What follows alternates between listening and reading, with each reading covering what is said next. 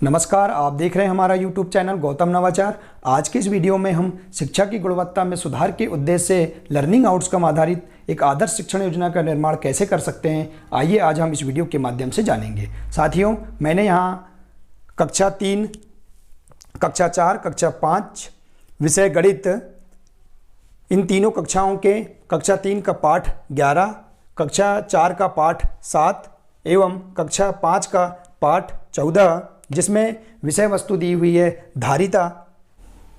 तो इस विषय वस्तु पर आधारित एक शिक्षण योजना मैंने यहाँ उदाहरण स्वरूप प्रस्तुत की है।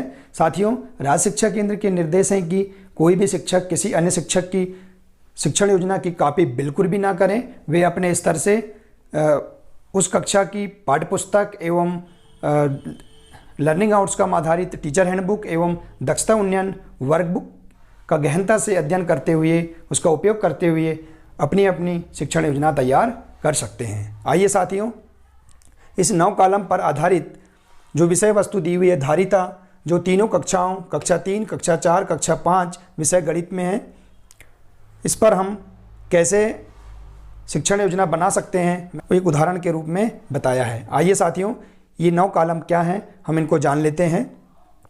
पहला कॉलम दिया है अवधारणा क्षेत्र, दूसरा कॉलम है पाठ का नाम एवं क्रमांक, तीसरा कॉलम है पेडागॉजिकल प्रक्रिया या गतिविधियां एवं प्रस्तावना, चौथा कॉलम है सुझावात्मक सहायक शिक्षण सामग्री, पांचवा कॉलम है अनुमानित समय या कालखंड, छठवां कॉलम है लर्निंग इंडिकेटर, सातवां कॉलम है मूल्यांकन हेतु गतिविधियां एवं प्रश्न और आठवां कॉलम है आओ करके सीखें घर में या खेल खेल में, और अगला 9वां कॉलम है लर्निंग आउटकम्स। तो इन 9 कॉलम पर हमें एक आदर्श शिक्षण योजना का निर्माण करना है। आइए जानते हैं। तो सबसे पहले कॉलम है हमारे पास अवधारणा क्षेत्र।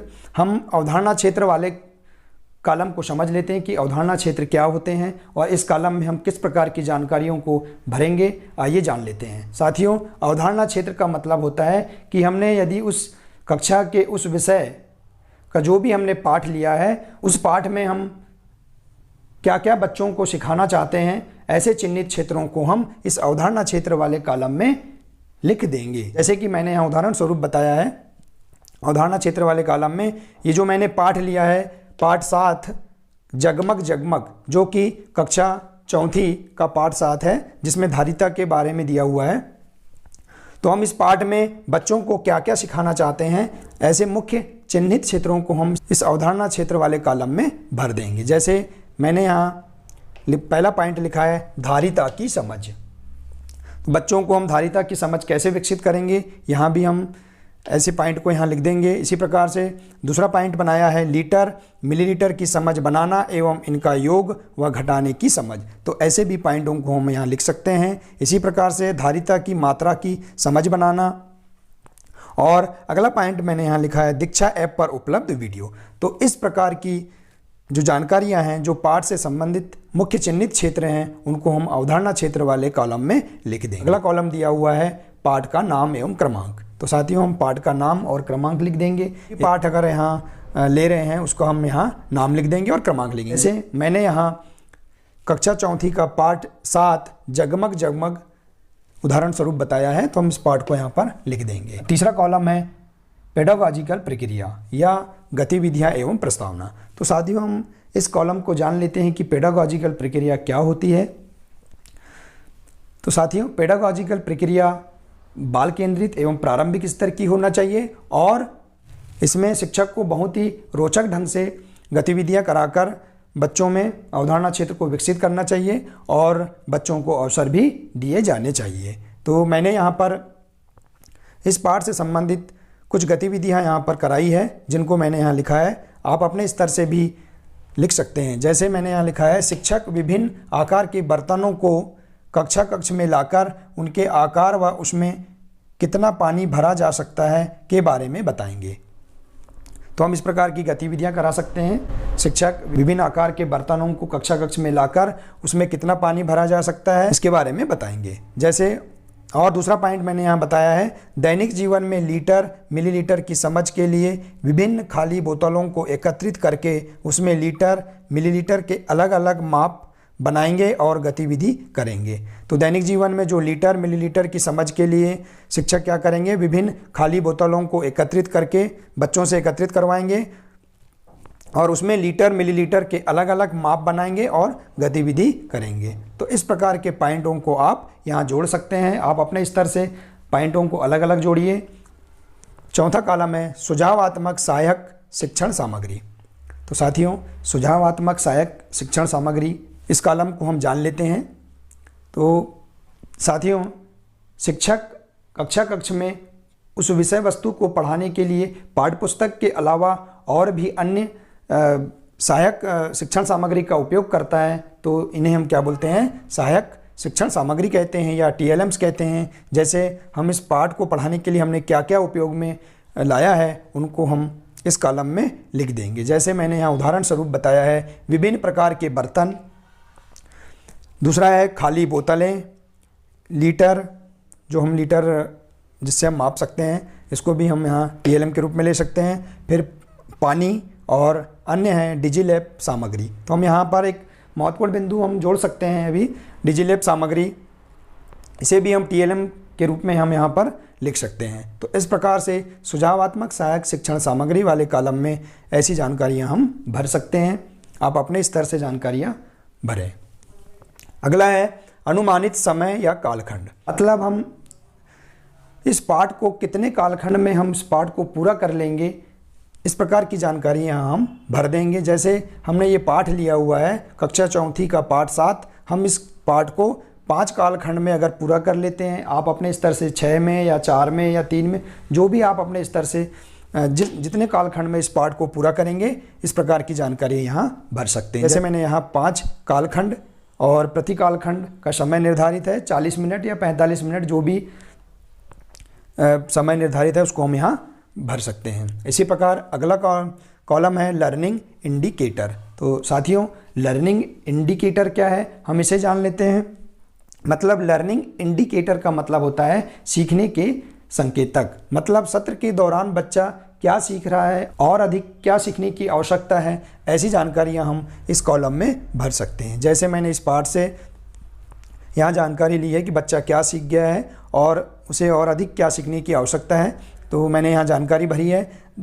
दैनिक जीवन में विभिन्न बर्तनों के आकारों के आधार पर धारिता का आकलन कर पाते हैं। बच्चे जो हैं विभिन्न बर्तनों के आकार के आधार पर धारिता का आकलन कर पाते हैं। इसी प्रकार से लीटर व मिलीलीटर के जोड़ घटाव कर पाते हैं। और भी आप इस प्रकार से यहाँ पर मैंने जानकारी बताई है। आप अपने स्तर से और भी अन्य जानकारियाँ यहाँ पर लिख सकते हैं।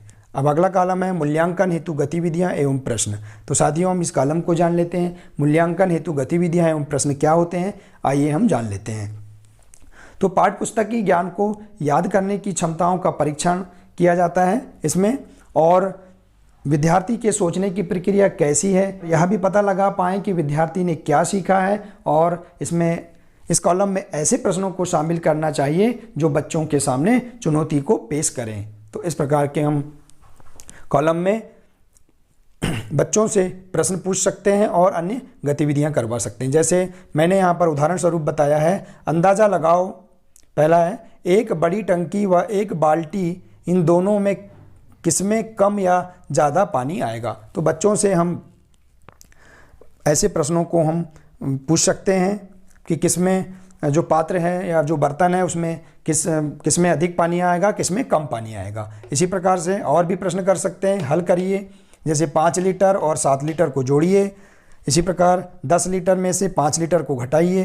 तो ऐसे प्रश्नों को भी हम यहाँ पर शामिल कर सकते हैं। इसी प्रकार से मैंने और उदाहरण स्वरूप बताया है, 2 लीटर में कितने मिलीलीटर होते हैं। ऐसे भी प्रश्नों को हम इस कॉलम में लिख सकते हैं। आप अपने स्तर पर अलग अलग कॉलम लिख सकते हैं। इसी प्रकार से अगला कॉलम है आओ करके सीखें, घर में या खेल खेल में। साथियों, आओ करके सीखें घर में या खेल खेल में, यह एक ऐसा स्थल होता है जिसमें बच्चा कुछ ना कुछ अवश्य सीखता है और इसके माध्यम से बच्चे में रुचि भी बनी रहती है। तो बच्चों को हम कुछ करके सीखने के अवसर देंगे इस कॉलम में।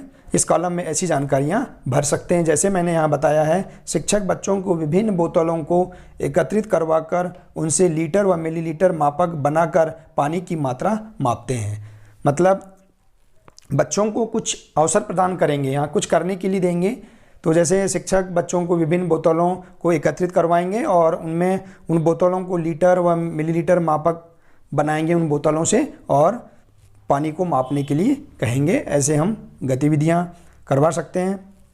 इसी प्रकार से अगला कॉलम है, अपने परिवेश में उपलब्ध विभिन्न प्रकार के बर्तनों की सूची बनाइए एवं पता करो कि किस बर्तन में कम या ज़्यादा पानी और कितना पानी आएगा। तो ऐसा भी हम बच्चों को करने के लिए दे सकते हैं। तो इस प्रकार की जानकारियां आप इस कॉलम में भर सकते हैं। साथियों, अगला कॉलम है, अंतिम कॉलम है, लर्निंग आउटकम्स। लर्निंग आउटकम्स का मतलब होता है सीखने की संप्राप्ति। संप्राप्ति मतलब होता है अधिगम या अंत में क्या सीखा बच्चे ने। तो साथियों, लर्निंग आउटकम्स का मतलब होता है कि बच्चे ने सत्र के अंत में क्या सीखा। ऐसी जानकारियों को हम इस कॉलम में भर देते हैं। जैसे मैंने उदाहरण स्वरूप बताया है, बच्चे विभिन्न बर्तनों की धारिता को बता पाते हैं, लीटर मिलीलीटर को मापना जानते हैं। अगला कॉलम दिया है, अगला पॉइंट दिया है, लीटर मिलीलीटर के जोड़ घटाव को हल कर पाते हैं। तो ऐसे यहाँ पर जिनको बच्चे जानते हैं, ऐसी जानकारियों को हम इस कॉलम में भर देंगे। आप अपने स्तर से जानकारियाँ भरिए। तो साथियों, इस प्रकार से हमने 9 कॉलम पर आधारित एक आदर्श शिक्षण योजना का यहाँ उदाहरण पेश किया है। तो साथियों, इस प्रकार हम 9 कॉलम पर आधारित एक अच्छी आदर्श शिक्षण योजना प्रस्तुत कर सकते हैं, बना सकते हैं। तो साथियों, आप इसी आधार पर मैंने यहाँ पर कक्षा 3, कक्षा 4, कक्षा 5 के पाठ 11, 7 और 14 जो विषय वस्तु दी है धारिता के अंतर्गत मैंने यहाँ एक शिक्षण योजना उदाहरण स्वरूप प्रस्तुत की है। आप अपने स्तर से कक्षा 3 की पाठ 11, कक्षा 4 के पाठ 7, कक्षा 5 के पाठ 14 की आदर्श शिक्षण योजना अपने स्तर से आप बना सकते हैं। आई होप साथियों, अगर आपको ये वीडियो अच्छा लगा हो तो इसे लाइक और शेयर करना ना भूलें। धन्यवाद।